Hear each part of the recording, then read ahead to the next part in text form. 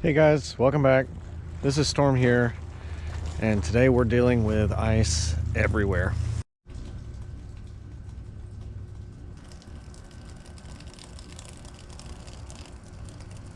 So here in Tennessee, it is currently about 33 degrees, 32 degrees, and it's been hovering between 29-ish and 33-ish degrees for 2 days now.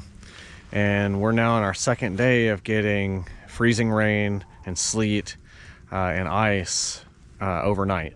And so some areas around us has lost power. We've been pretty fortunate not to up to this point, but we're setting up potentially for a third night of this. So I've got some things I got to take care of regardless of the weather. What's up, ladies? How we doing? What's up, buddy?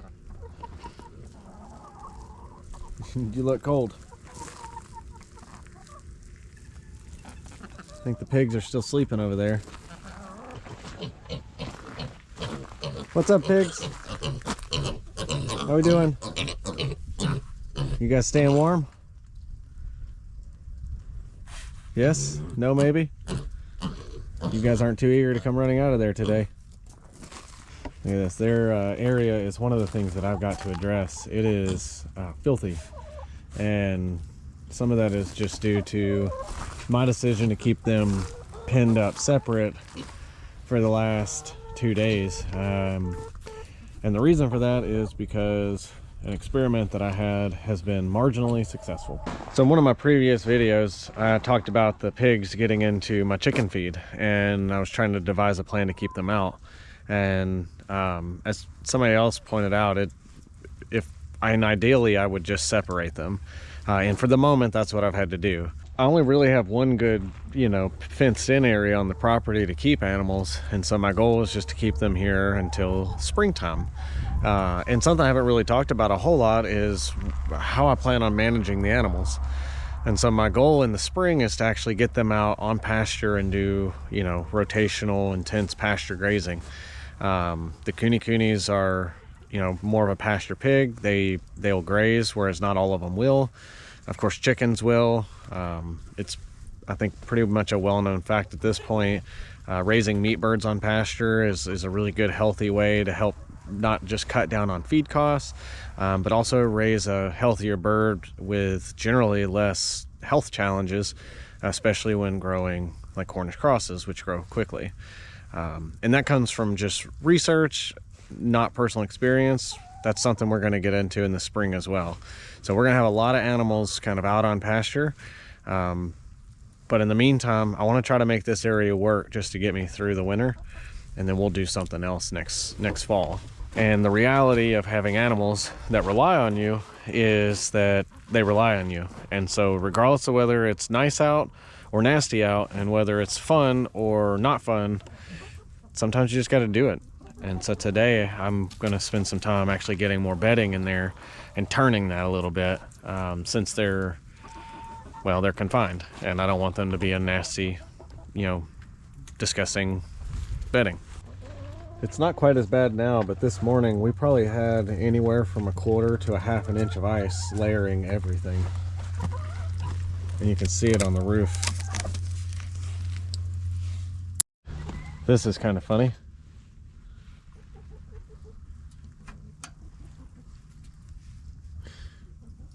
It's icy.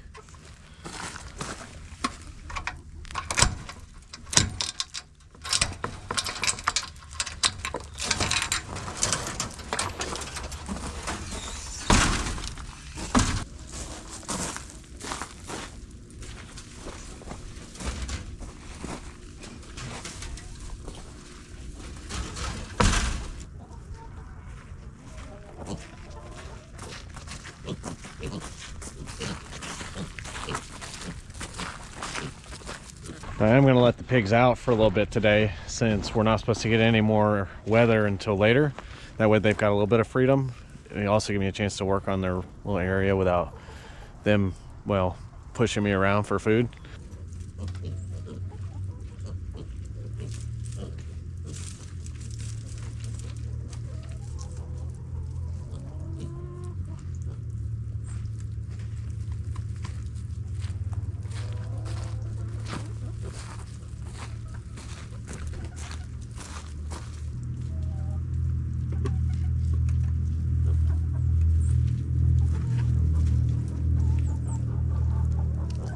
You guys gonna eat your bedding? Huh? You guys act like I don't feed you. I'm fairly certain, based on the rations, I'm overfeeding you. It's actually something I need to read a little bit more on. I don't remember the numbers right offhand, but... Excuse me. Excuse me. I thought giving you guys some freedoms you would run around, but... You're just standing over here at the doorway. How about this? Here.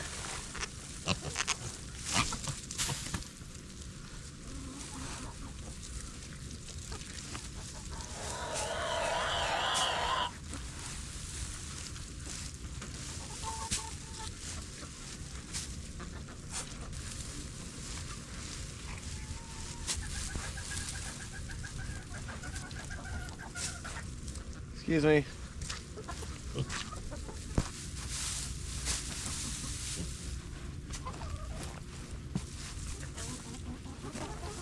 The good news is, even though this is kind of nasty and messy, it's not super duper muddy.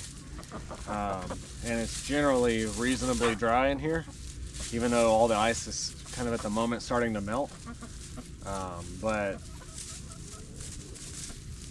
I think it's working out, at least for a temporary spot. Check it out, the chickens came in here and started going to work for me.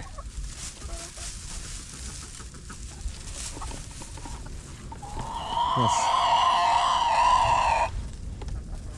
Excuse you. So I'm gonna just step back here and let the chickens spread.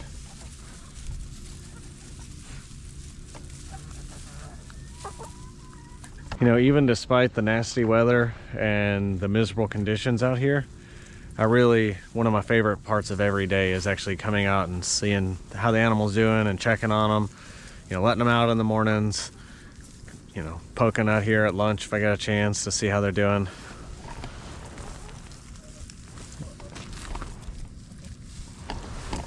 They seem to enjoy it as well. I think maybe they're just after it because I bring them food and they're excited because I'm bringing them food, but I like to think they're excited to see me as much as I am to see them. And it makes it worth it. Look at that, I'm telling you, chickens are workaholics. They're the most busybodies on any farm.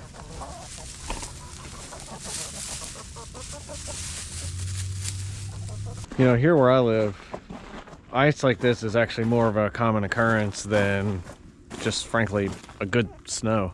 We might get an occasional, you know, an inch or two, maybe 3 if we're lucky, but usually it's really more like this, where we'll get you know, a really nasty rainy day followed by an icy, sleety mess at night, you know, followed by another day of borderline, you know, frozen conditions that usually just melt down and then refreeze over the roads and everything else the next night. So this is somewhat of a common occurrence here. So, you know, this is our first year, you know, trying to raise animals like this, but even this isn't a crazy common occurrence. We're already at the end of January. Usually January, occasionally February, it's the worst of the weather we'll get, but I don't know that it's worth spending a whole bunch of money on infrastructure for the occasional ice. You know, I don't have de-icers, haven't really thought to buy any. I don't have anything to like keep the water from freezing. You know, like I said, aside from that one really, really cold snap we had a few weeks ago, and that's the only cold weather we've had all year. Well, in this winter season. And everything else has been usually in the 40s or 50s. So it has been a little bit more of a mild winter. But anyways, maybe I'm just rambling a little bit, but I don't really want to spend a whole bunch of money on infrastructure that maybe I won't really need if I just do a little extra labor occasionally to keep them up and going. So one of the things that I'm going to try and do here in the spring, once we get everybody out on pasture, is obviously using mobile paddocks. And the most common way of doing that is either occasional runs of, you know, polywire on like step-in stakes, or mobile fencing. And so I'll probably do a combination of the two of those things for the pigs and chickens. We're going to do a little trial and error just to see maybe what's the easiest, what's most effective. But I also have perimeter fences, and I do have neighbors, and while they're not super close, I don't really have a relationship with most of my neighbors. I have a relationship with one of them, and I've briefly spoken to another. So I believe in that old adage, good fences make good neighbors. So something I've been working on, but not really filming, is repairing some damaged spots in my perimeter fence. So I have a woven wire fence around the entire back section of my property, and that fence is in serviceable shape most of the places. One of the problems that I've had was stuff growing up in it, and so I've been working on getting some of that heavier brush cut out, and then also getting it ready, because my intention is to run another hot wire, you know, along the tops. And the reason for that primarily is so that I can tap that hot wire to feed my electric nets, or the polywire fencing that I'm going to put up. So it serves a couple of purposes, and it's going to serve another purpose for something that we're preparing for, but I'm not ready to share yet. Twinkle the Prowler thinks he's going to sneak up on me. See what he does.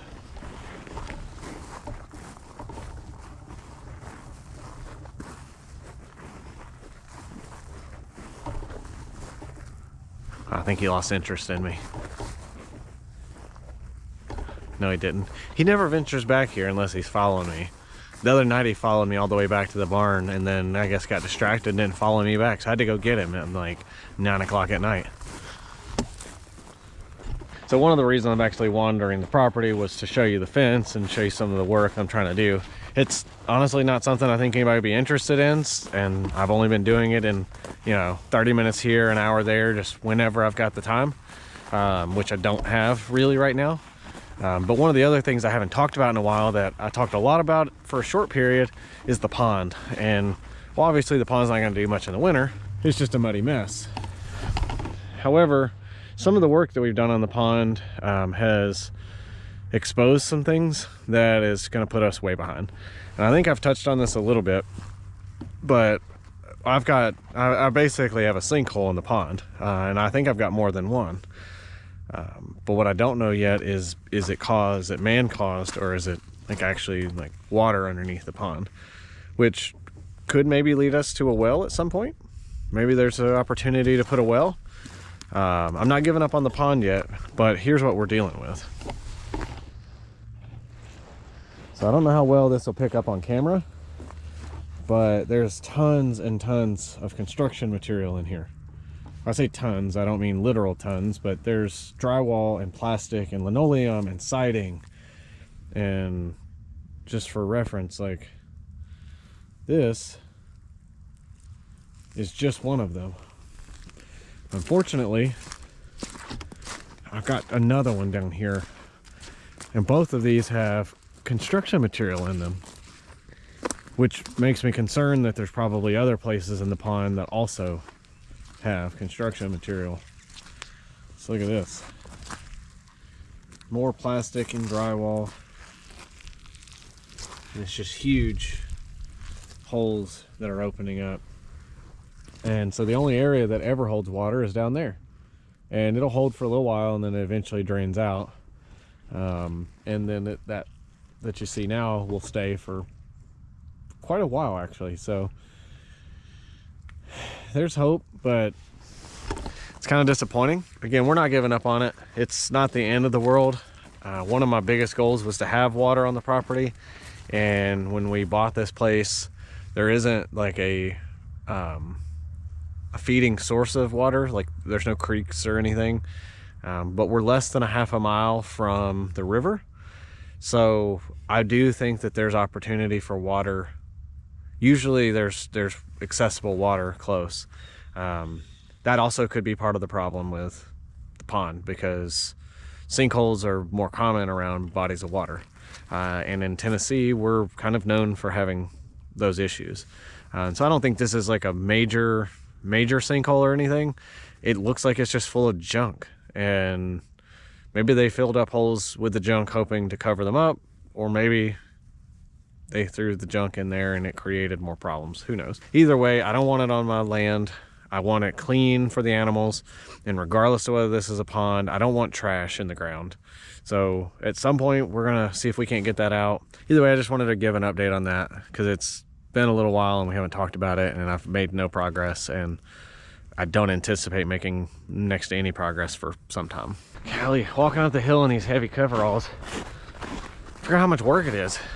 Big snow boots and big coveralls. We don't do this stuff.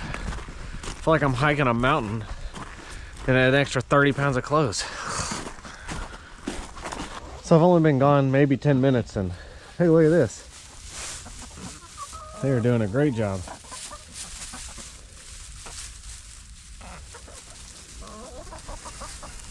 Now, when I was planning everything, I kind of thought the winter would be a downtime, but the reality is I've been busier now than I was back in the fall. And maybe that's because I have more animals, and I know it's because I'm planning for more, and I realize I'm not prepared for them yet. I don't have the housing ready for them. I've got to still build a pig shelter, and I don't even know what style I'm going to build yet. I've got to build a chicken tractor, and I don't know what style I'm going to build yet. And I have my mobile chickshaw for my laying hens, but I still got to have something for the meat birds, and I got to have something for the pigs. So I've got quite a lot of stuff I've got to work on. Oh, and oh yeah, we're getting ready to have another baby, so that kind of takes up some time. We've been making progress, but I tell you, I'm far busier now than I thought I would be this time of year. And we're not even in the busy part of the year yet, where you have the garden and, you know, like all the other birds are here. And again, we're taking on some more work and a little bit of foreshadowing. What's up, Rue? I need to figure out a name for you. What's up, little? She's always coming up to me. Yes, I know what you're thinking. I know what you're thinking too.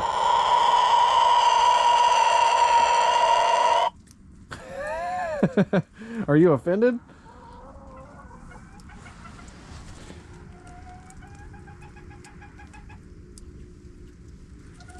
Nope, not yet. Okay.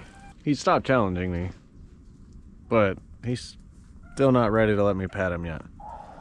Trying to make sure he stays comfortable because I don't want him going after the kids at any point. All right, all I got left to do is go collect the eggs, but I don't have my basket, so I'm gonna go get my basket. And I know there wasn't a whole lot to this video, but I kind of wanted to show the reality of sometimes the weather sucks and you still got to do what you got to do. And you know, that's just a commitment you make when you agree to take care of animals. They deserve to be still taken care of, whether you want to be out in the weather or not. So that's really what this was supposed to be, is just kind of show like, hey, we're gonna go have fun and we're gonna enjoy the ride either way. I am not miserable out here. I say when the, you know, when things are miserable, like, yeah, it's cold and it's wet and the wind's blowing and my eyes are watering. It looks like I'm crying, but I enjoy going out and seeing the animals. It's second to seeing my family. I really, really enjoy it. It just gives me a chance to, I don't know, relax, have a little bit of peace. And even though it's a lot of work, it's honestly work that I've, up to this point, I've enjoyed. Anyways, on that, thanks for watching. Hope you'll join us again next time. Have a good day.